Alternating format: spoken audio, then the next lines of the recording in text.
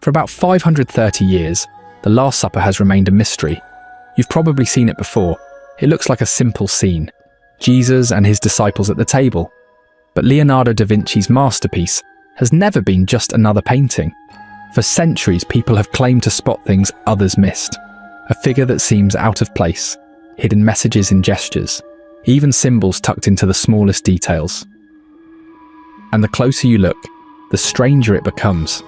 Let's start with the scene on the wall.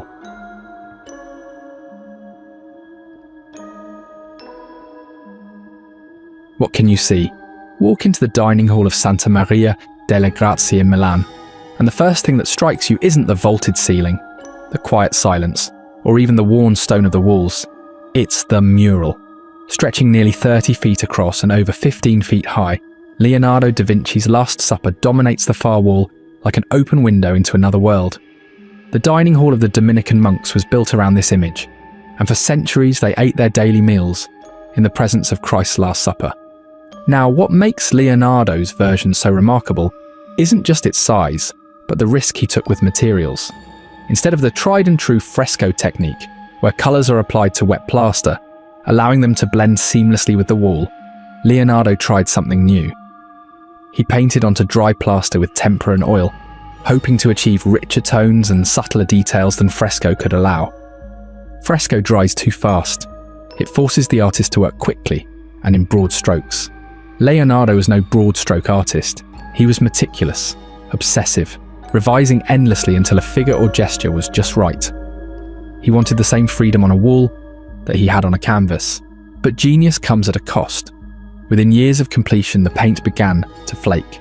The wall absorbed moisture, the colours dulled, and sections of the mural began to vanish. Monks would later cut a doorway through the bottom of the wall, literally slicing through Christ's feet because the painting was already so damaged that it seemed expendable. By the 20th century, restorers had patched and overpainted so much that what survived of Leonardo's own hand was almost ghost-like. What remains today is very fragile. Yet even in this weakened state, the Last Supper radiates a strange power. The biblical story it captures is straightforward enough. Jesus has just dropped a bombshell. One of you will betray me. 12 men freeze in disbelief. Hands rise, brows tense, and bodies twist in shock. This moment, just after the words leave Jesus' mouth, but before the betrayer is revealed, is captured in a beautiful, still and frozen forever, on that wall. Other artists before Leonardo had painted the scene, but their works were tidy, predictable, and deeply symbolic. Judas was often shoved to the far side of the table, darkened and isolated, so viewers knew exactly who the villain was. Halos floated neatly over the heads of the faithful, creating a heavenly glow that made the scene less a meal and more a sermon. Leonardo ripped up that script. No halos, no neat divisions.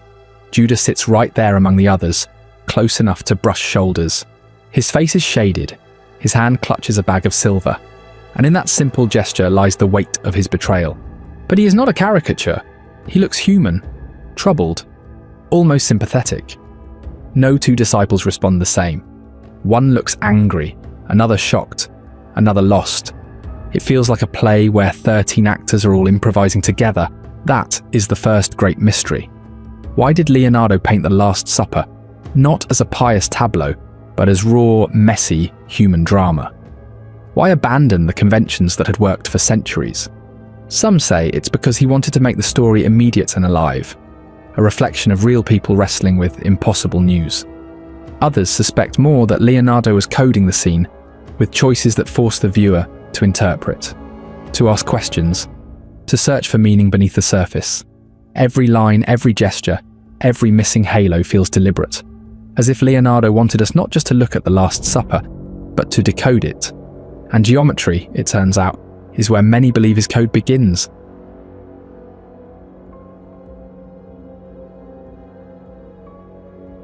Stand in front of the mural long enough and you'll notice something strange. The room you see painted on the wall, the ceiling beams, the panelling, and even the table seem to extend the real dining hall into an infinite illusion. And all those lines, if you trace them carefully, converge at a single spot, Christ's temple, just beside his eye. This is no accident. Leonardo was obsessed with perspective, And here he used it like a secret compass to tell us exactly where to look. No matter where your eye wanders across the painting, it gets pulled back to Jesus. But that's only the beginning. Look closer at Jesus himself. His body forms a perfect triangle, arms spread and head at the peak. Triangles, of course, carry enormous symbolic weight in Christian theology. 3 points, 3 sides. The Holy Trinity, Father, Son, and Holy Spirit. Behind Jesus, 3 windows frame his figure, reinforcing the same divine number. It's as if Leonardo stitched the very architecture of faith into the bones of the painting. Now, skeptics will argue that 3s appear everywhere in Renaissance art, but Leonardo took it further. The disciples are grouped in 4 clusters of 3, again echoing the Trinity, but also creating a rhythm across the canvas. 12 men in 4 sets, balanced on either side of Christ, yet each group reacts differently, telling its own mini-drama. Order and chaos intertwined. Then comes the golden ratio. Some researchers claim that the proportions of the wall, the table, and even the space between the figures match this mathematical ideal of beauty. The golden ratio, a number that appears in nature, in seashells, in galaxies, was believed by Renaissance thinkers to be God's blueprint. Did Leonardo use it consciously? Hard to prove, but the suggestion alone adds a layer, as if the very mathematics of creation were hiding in plain sight on that dining hall wall. Then we arrive at the Fibonacci sequence. This has been spotted countless times by enthusiasts. 1 table, 2 side walls, 3 windows, 5 visible groups of figures, if you count Jesus separately, 8 wall panels above them, 13 individuals in total. Is this just playful numerology? Or was Leonardo really working in the same spiral we see in sunflowers and nautilus shells? No one can say for certain, but the symmetry is striking enough to keep the debate going. And then there's what might be the most compelling argument of all. Even if these patterns are a coincidence, they still shape the way we see the painting. They add to its mystique. The mind loves order, loves to find meaning, and Leonardo, whether by genius calculation or instinct, created a work that rewards that searching. You can't look at the Last Supper without feeling that every line and number has purpose. But geometry is only the beginning, because some believe the real secrets of the Last Supper aren't in its architecture at all, they're hiding in the people themselves. The way Judas leans into the shadow, the way John looks is strangely feminine, the way every hand, every loaf of bread, every glass of wine seems to whisper a hidden message. It is in these small details that the mystery begins to grow.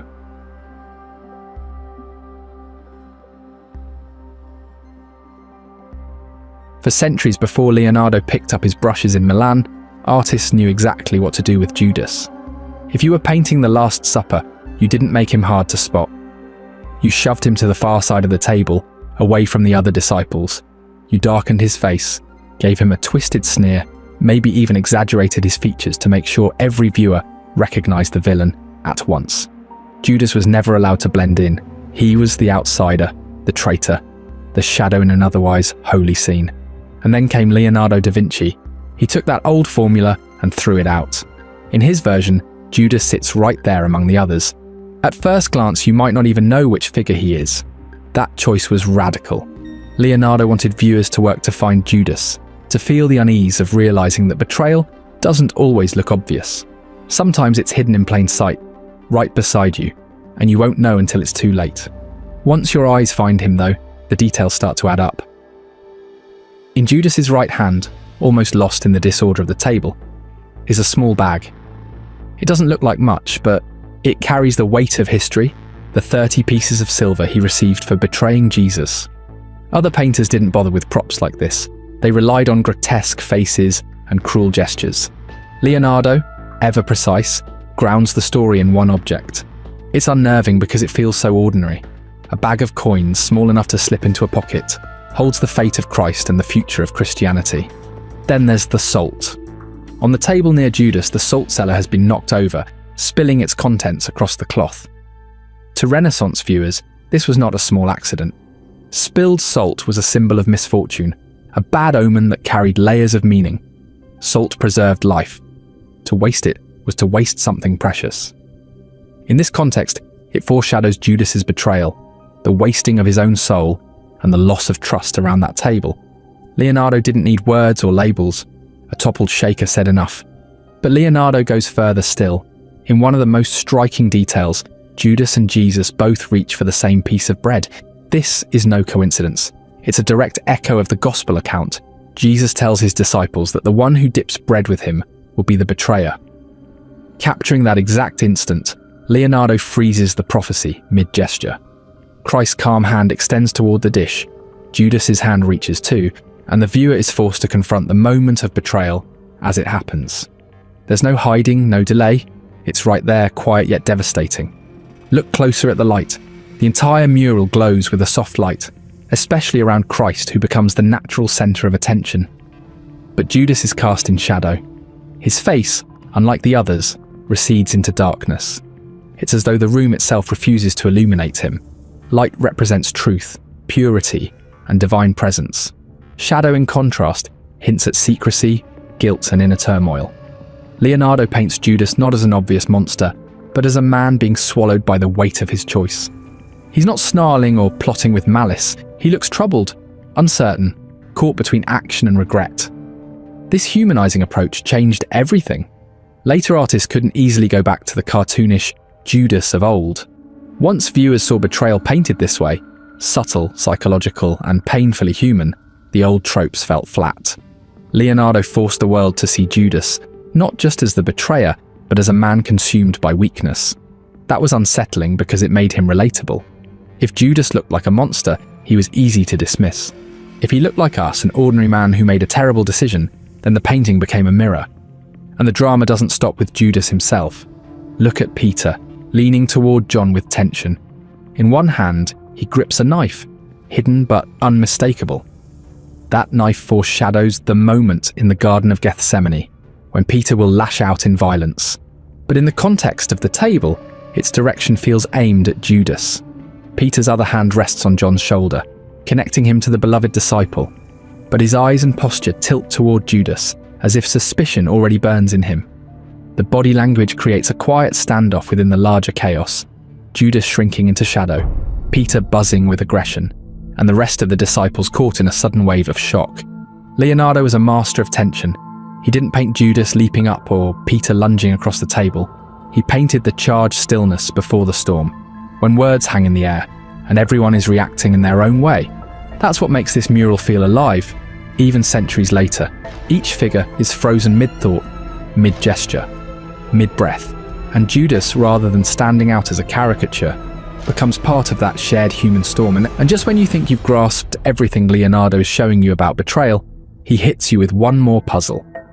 Right beside Jesus sits a figure with long hair and delicate features, leaning gently toward him. Tradition says this is John, the beloved disciple, but not everyone buys that. Some insist it is not John at all.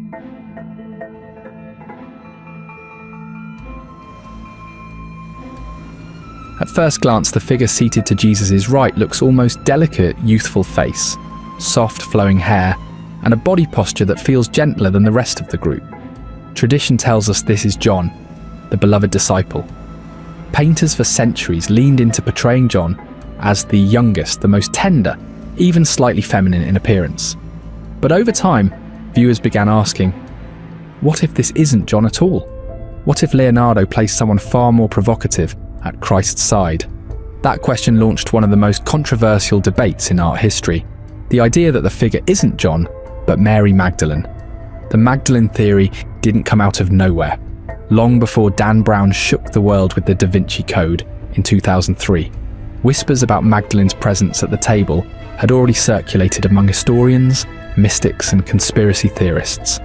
In Brown's thriller, the claim that Magdalene sat beside Jesus electrified readers because it seemed to confirm a suspicion many already harboured, that the church had buried stories of Magdalene's true role in Christ's life. But the roots run deeper. Some Renaissance and modern thinkers suggested that Leonardo, known for challenging orthodoxies, might have deliberately encoded Magdalene as a partner, even a wife, of Jesus. They pointed to her prominent role in the Gospels, witness to the crucifixion, the first to see the resurrected Christ, as evidence that her importance had been minimized. Leonardo, they argued, gave her back her place, right beside Jesus, in the holiest of meals.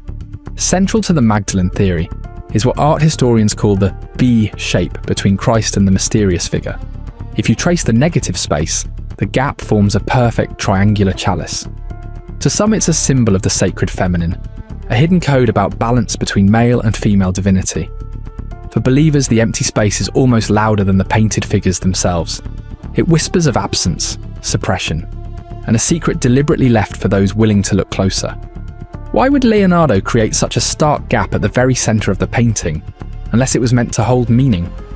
Of course, the suggestion goes even further. If that figure is Mary Magdalene, seated almost as Christ's equal, the implication is staggering, that she wasn't just a disciple but his companion.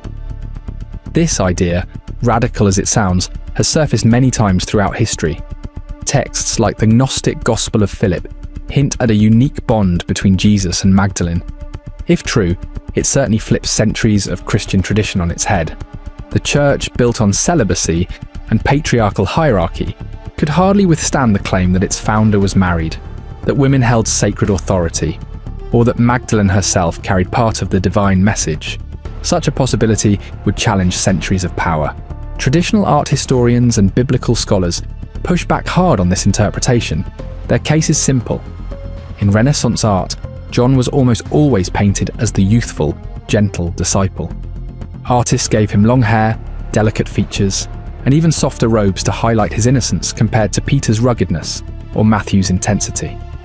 Leonardo wasn't breaking tradition here, he was following it. To critics, the Magdalene theory reads more like a modern hunger for conspiracy than genuine art history. The V-shaped space, a compositional choice, the feminine look, that was just a style convention, nothing more. And yet, even with all the scholarly pushback, the Magdalene theory refuses to die. And maybe that persistence says something important.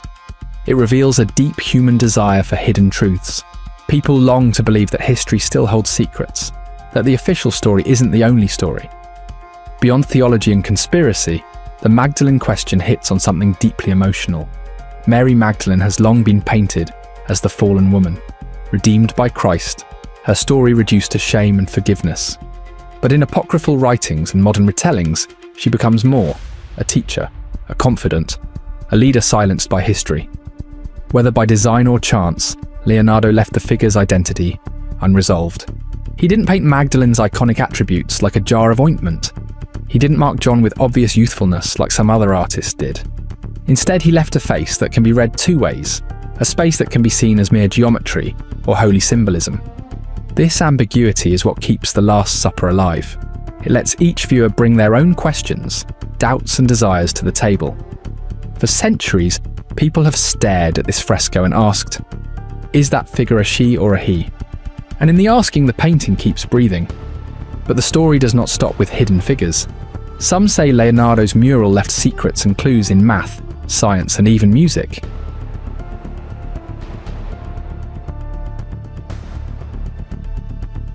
When people first look at the Last Supper, they usually focus on faces, emotions, and the drama of betrayal. But with Leonardo, the deeper you stare, the more you notice patterns that go far beyond the surface. Start with the most obvious pattern. The apostles aren't scattered randomly across the table. Leonardo grouped them into 4 sets of 3, with Christ as the solitary figure anchoring the middle. That may sound like a small compositional trick, but for Renaissance thinkers steeped in symbolism, it carried weight. The number 3 instantly recalls the Christian Trinity: Father, Son, and Holy Spirit, a bedrock of theology.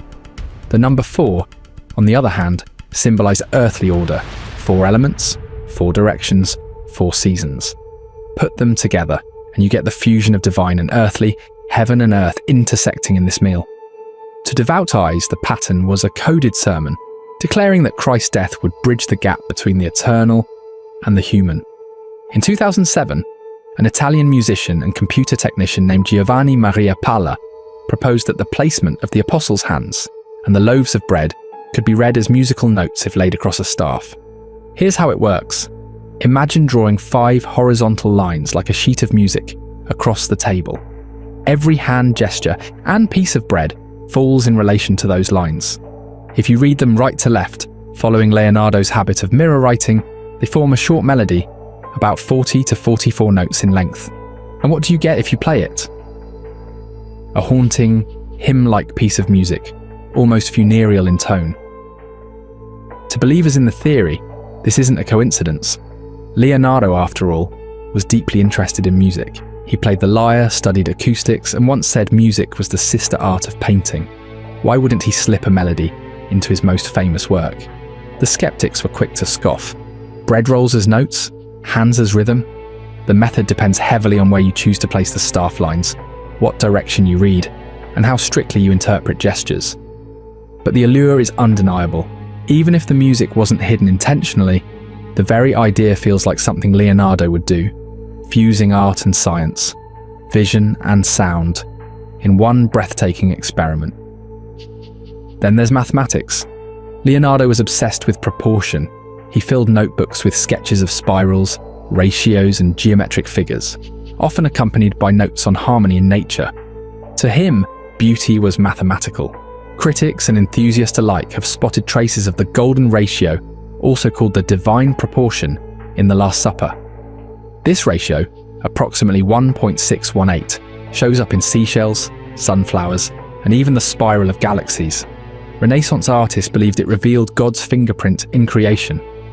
In Leonardo's mural, some claim the overall dimensions of the room, the spacing of the apostles, and even the shape of Christ's figure conform to this ratio.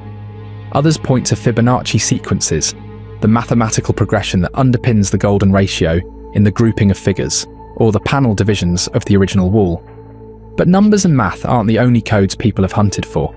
Some interpreters argue the apostles themselves stand in for the zodiac signs, with Jesus at the centre as the blazing sun. Look closely and you can start to match traits. Peter is fiery and impulsive, a lot like an Aries. Thomas, with his questioning finger and doubtful expression, fits Virgo's analytical side. John, young and dreamy, carries the feel of Gemini's dual nature. Around the table, the 12 apostles seem less like ordinary men and more like cosmic symbols. And for Jesus, well, he becomes the radiant centre, holding the universe together, just as the sun anchors the planets. Now, before diving too far into codes and cosmic secrets, it's important to step back. All these systems, the musical staves, the ratios, the zodiac readings, depend on interpretive choices. Where do you start counting? Do you read left to right or right to left? Do you align your staff lines by eye or by mathematical precision? With enough flexibility, almost any large and complex work of art can be made to fit hidden systems. That doesn't mean Leonardo never intended them, but it also doesn't mean every theory is gospel truth. Still, the fact that these theories won't die says something about the Last Supper. Unlike other Renaissance works, it invites the hunt. Leonardo's genius was to fill the mural with just enough ambiguity, geometry, and open space that viewers can't help but look for more. Even if the codes are our own projections, the painting becomes a mirror of our hunger for mystery. Whether it's the Trinity hidden in groups, a melody tucked in bread rolls, or the zodiac written in robes and faces, the very act of searching brings the work alive.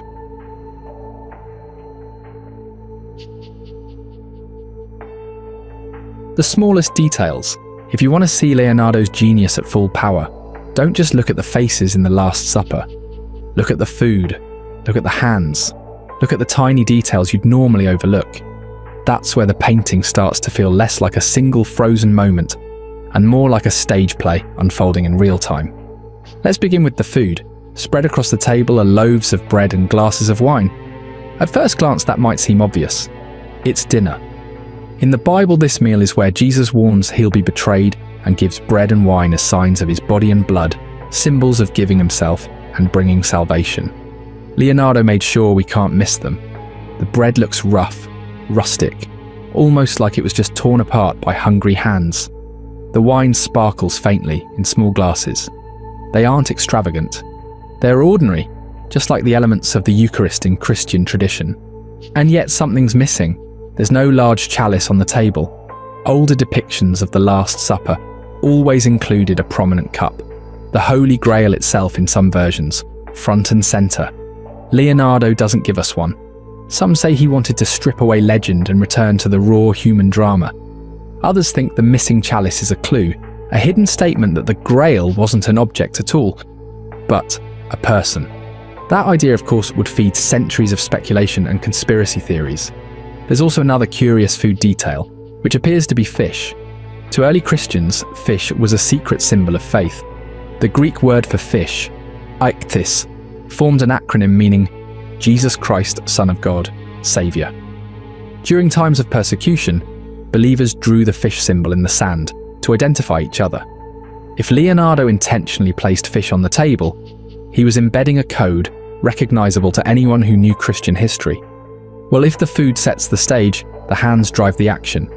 Leonardo was obsessed with hands. In his notebooks, he filled page after page with sketches of fingers curling, palms gripping, and wrists twisting. He believed hands were second only to the face in revealing the soul. In the Last Supper, every hand is doing something different, and each gesture tells its own story. Take Christ's hands. They're spread wide, palms open, forming a perfect equilateral triangle with his head at the top.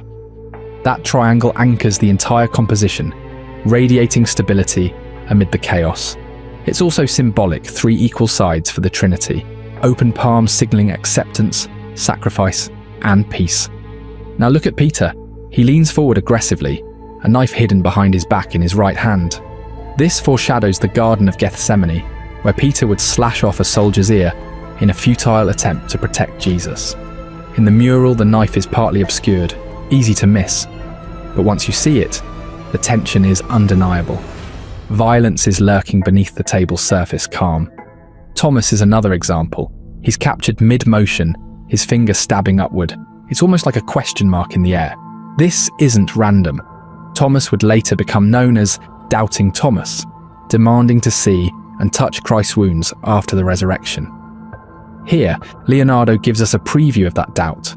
His finger anticipates both his skepticism and his eventual confirmation of faith. And then there's Judas. His hands tell a different story because you can barely see them. One clutches a small bag, presumably the silver he's been paid to betray Jesus. The other is hidden in the shadows, half obscured by the table. This concealment isn't accidental. Judas isn't openly villainous here, waving his betrayal like a flag. He keeps to himself, pulled back into the shadows, his hands covering the choice he has already made. Even the smallest props carry weight. Look at the bowls, the pitchers, the folds of the white tablecloth. To modern eyes, they might seem like background filler. But Leonardo used them like punctuation in a sentence. Each object helps pace the scene, breaking up the chaos of bodies and gestures with moments of stillness. The folds of the cloth, especially, draw the eye toward Jesus, framing him like stage curtains around the central figure. When you add it all up, the bread and wine, the absent chalice, the fish, the hands, the knife, the spilled salt, you realize Leonardo wasn't painting a single scene. He was writing a layered script, with each detail serving as a cue in the drama. All that craft looks intentional, even rebellious. At this juncture, we encounter larger theories, many of which suggest that Leonardo was pointing to a broader heresy or secret allegiance. So let's take a quick look at these.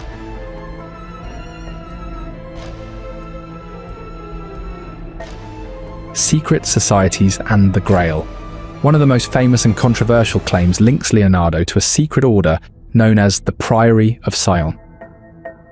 According to the myth, this group was an ancient society tasked with guarding powerful secrets about Christianity, particularly the truth of the Holy Grail.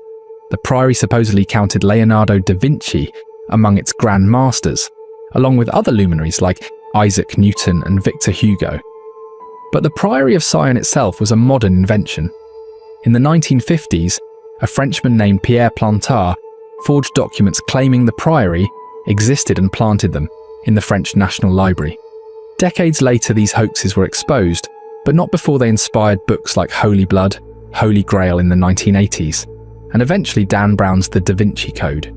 Even though historians proved the Priory was a fake, the myth stuck because it neatly explained why Leonardo's painting looked so different from traditional Last Supper images.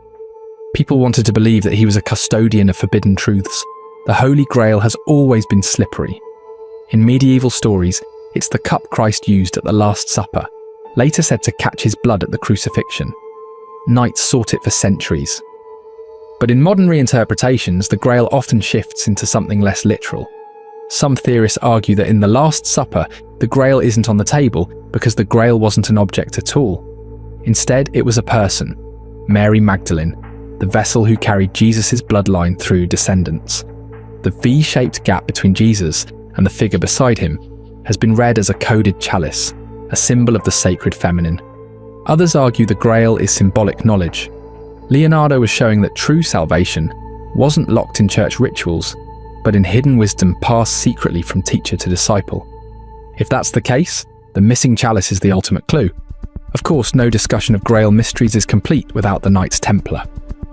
These warrior monks of the Middle Ages became legends after their sudden downfall in the 14th century. Rumours spread that they had unearthed the Grail, or guarded secret knowledge under Solomon's Temple in Jerusalem. When later Grail romances flourished in Europe, the Templars often got pulled into the story, and by the 19th century, writers were eager to connect dots between Templar lore, Grail myths, and figures like Leonardo. If the Grail was hidden knowledge, maybe Leonardo encoded it in his art. If secret brotherhoods guarded it, maybe he was one of them. It's a romantic idea, but the problem is evidence. There's no direct link between Leonardo and the Templars, who had been disbanded more than a century before his birth. What we're seeing here is less history and more the human instinct to weave powerful myths into a single grand narrative. The reason secret society claims stick so well to Leonardo is that he fits the archetype perfectly. Here was a man who filled his notebooks with mirror writing, coded sketches, and ideas centuries ahead of his time. He studied anatomy in secret, dissecting bodies when such work bordered on forbidden. He designed war machines and flying devices that wouldn't exist until long after his death. To the outside world, Leonardo looked like someone with secret knowledge too dangerous to share openly.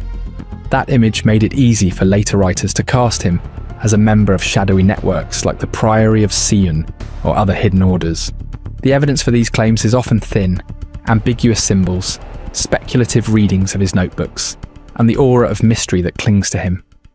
But in the world of secret societies, thin evidence is enough. The less we know, the more our imagination fills in.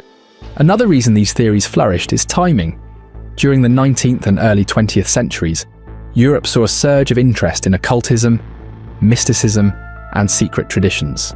Groups like the Rosicrucians and the Theosophical Society popularized the idea that hidden wisdom had always existed, just waiting to be uncovered by initiates. At the same time, nationalist movements in Europe often borrowed Grail imagery to claim ancient sacred roots. The Grail became more than a relic, it was a symbol of cultural destiny. In this context, the Last Supper seemed like the ideal place to project such dreams. By the time we reached the 20th century, the groundwork was set. Books like Holy Blood, Holy Grail didn't appear out of nowhere. They were part of a long cultural tradition of reading art and legend as encoded maps to truth. So where does that leave us? If we map the theories, some claims do have historical traces. Medieval Grail legends indeed shifted from literal chalices to symbolic quests.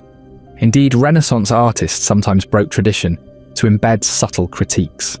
And it's also true that secret societies, both real and invented, often linked themselves to illustrious figures like Leonardo. But other claims, like the Priory of Sion or Mary Magdalene at the table, are modern constructions, born from forgeries, novels, and pop culture. They tell us less about Leonardo's intentions and more about our own hunger for mystery. Before we run with the big conspiracy theories, we have to pause and ask, what evidence has actually survived?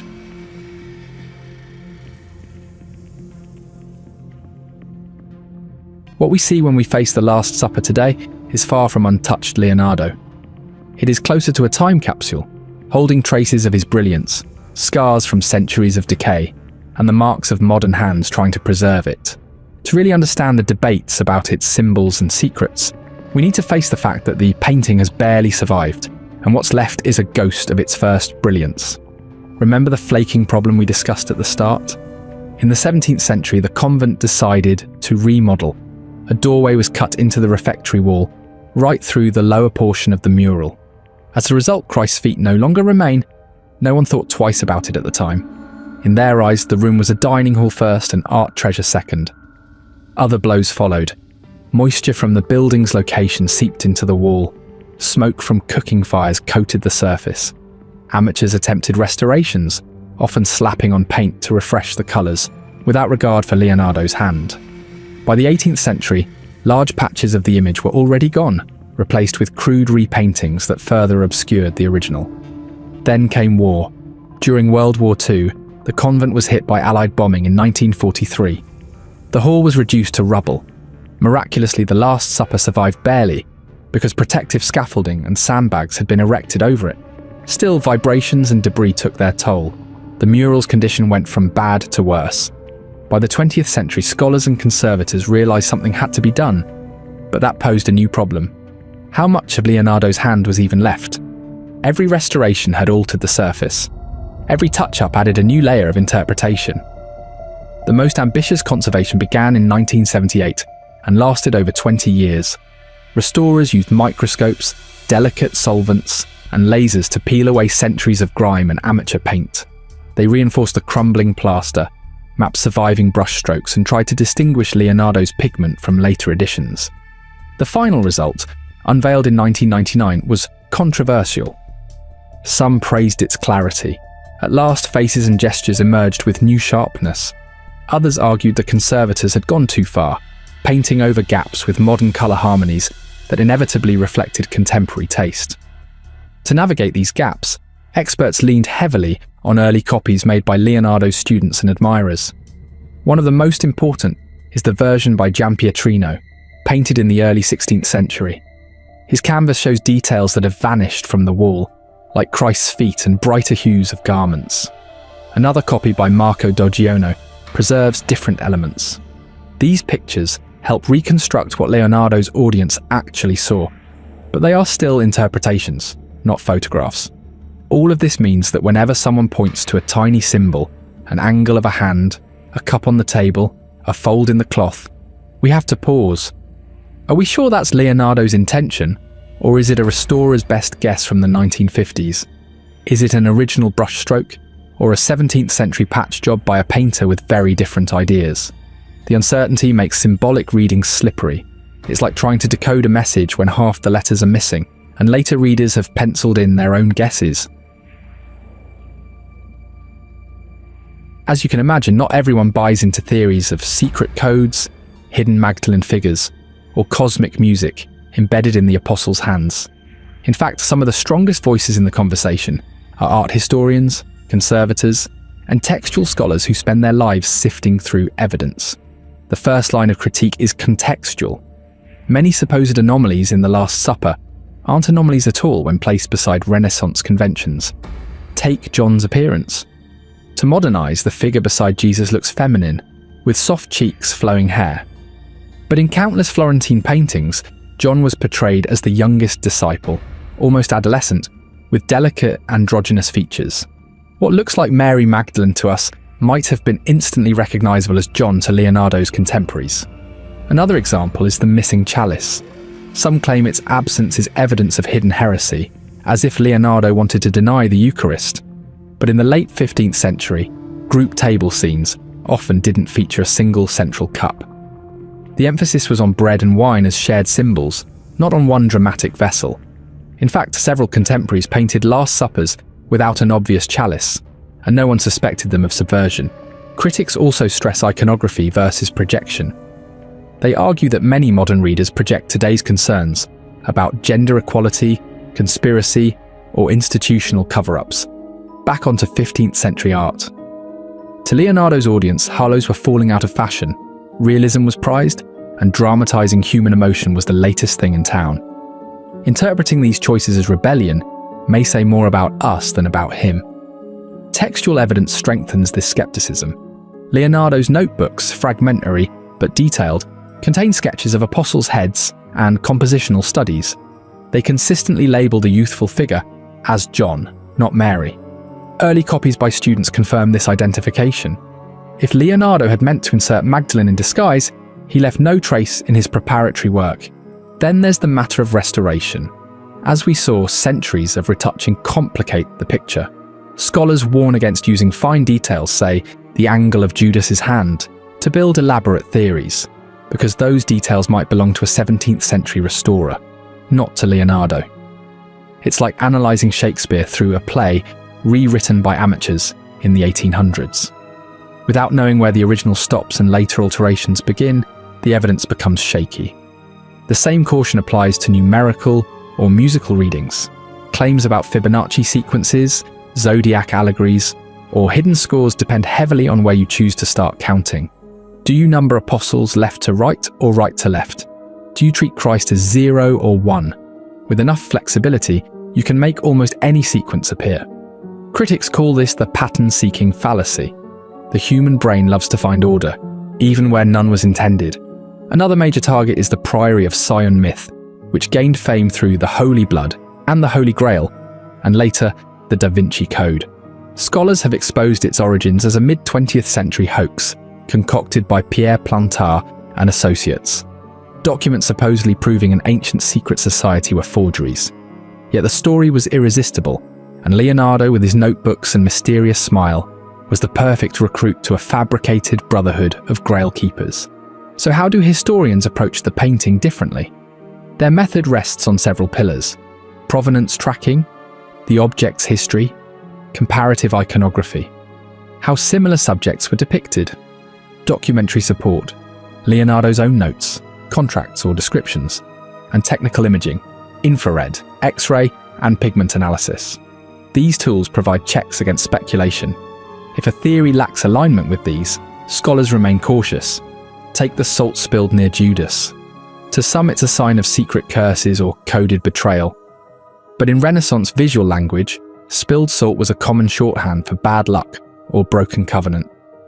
Similarly, Judas reaching with his left hand may look sinister to us, but left-handedness was routinely associated with treachery in medieval and Renaissance culture. That doesn't mean critics deny Leonardo's originality. On the contrary, they emphasize how innovative he was in dramatizing psychological tension. Still, they resist the jump from creativity to conspiracy. What we see is a restless artist pushing boundaries, not a coded message of heresy. Why does this pushback matter? Because history keeps imagination from stretching fragile evidence into grand claims. Scholars are not against mystery, only for grounding it. And the Last Supper is powerful enough without secret maps. 500 years on, and we still argue over spilled salt and missing halos. Not because of hidden codes, but because Leonardo painted a scene that never stops speaking. Let me know in the comments what you think is the craziest detail about the Last Supper.